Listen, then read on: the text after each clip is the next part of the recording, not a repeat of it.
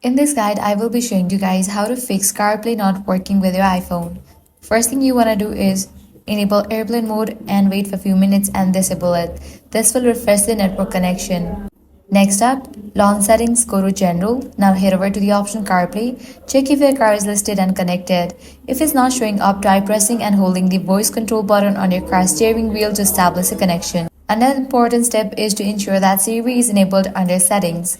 Apple Intelligence and Siri. Talk to Siri as CarPlay relies on Siri to function properly.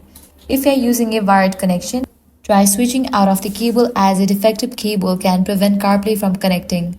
For Bluetooth users, try turning Bluetooth off momentarily and then back on to refresh your devices.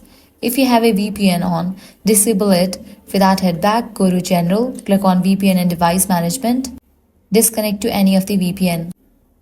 Next thing you want to do is head back. Now reset your network. Click on the option Transfer or Reset iPhone, click on Reset Network Settings and go through the process. Likewise, check your date and time. Ensure your date and time settings are correct, as an incorrect date can cause connection issues. If none of these solutions work, first restart your device. Press and release the volume up button, press and release the volume down button, press and hold the side button until Apple logo appears. And that's it. With these settings, you'll be good to go. Your problem will be resolved. If this guide helped you out, do not forget to like, share and subscribe.